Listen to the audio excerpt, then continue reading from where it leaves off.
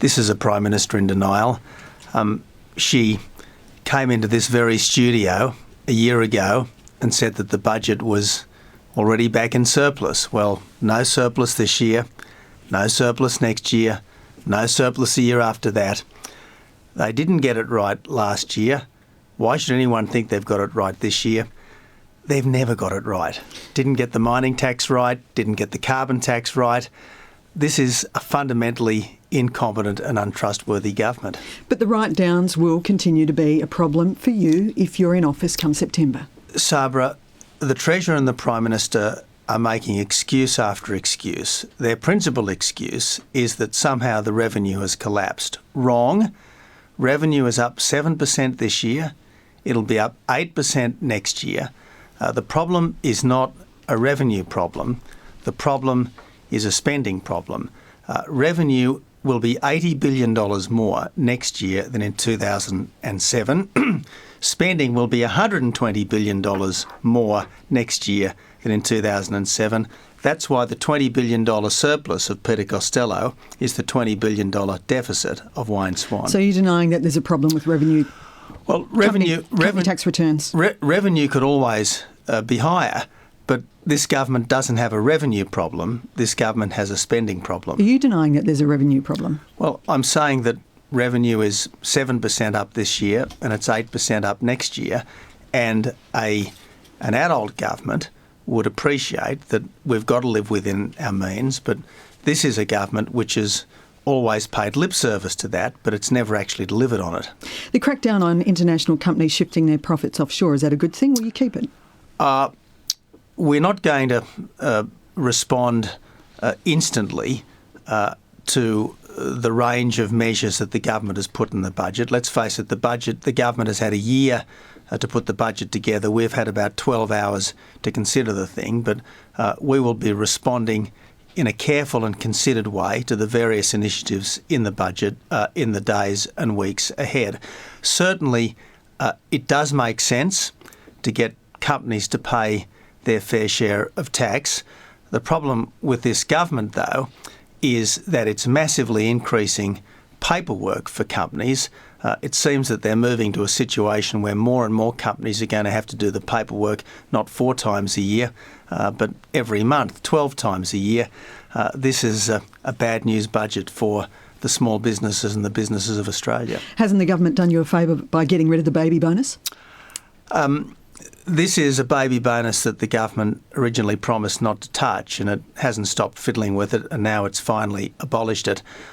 Some on your own side say it's bad policy too. Well, again, we will respond to the specific measures in the budget in good time. Tomorrow night? What we're not going to do is engage in the kind of knee-jerk politics designed to get a headline rather than to govern the country. And that's been this government's failure all along. From the very beginning, it's acted more like an alternative opposition than a real government. Well, one of the major savings over the years in head is in fact a change that was made during the last budget, the changes to private health insurance. That will save millions over the forward estimates. Surely you must have some idea as to whether you're going to keep that in place or whether you're going to reverse it. We don't like the changes to private health insurance. We absolutely don't like them. What we've got to do is carefully weigh up the real state of the budget, and then we'll be in a position to say when we might be able to reverse these changes. But we aren't making a commitment on time because of the fact that our budgetary position is in crisis because of the mistakes of this government that everyone is having to pay for. If most states sign up for the Gonski education reforms by the end of June, will you honour those agreements? The only state which has signed up so far is New South Wales, and no one knows what the Prime Minister and the Premier have agreed to. Now, we are certainly making no commitments whatsoever to honour a deal that we have no details on. Now, in a perfect world, of course, we want to see more money into schools, but billions more have been put into schools over the last few years with no commensurate increase in educational outcomes. In fact, Australian educational outcomes have been going backwards, not forwards, as even the budget papers admit last night. if we want better schools, we need better teachers, better teaching, more principal autonomy, better curriculum, more community involvement. That's what we really need, and that's what we'll be looking to do. If the number one priority of a coalition government is to restore the nation's finances and prosperity, why then are you talking about a tax hike for 3,200 companies to pay for paid parental leave scheme?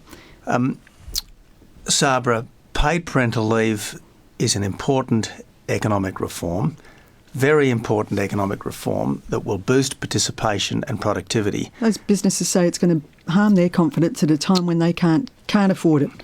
And what we very much want to do is to bring in the paid parental leave levy at the same time that we have a cut in company tax so that no business will pay an overall increase. That's what we would like to do.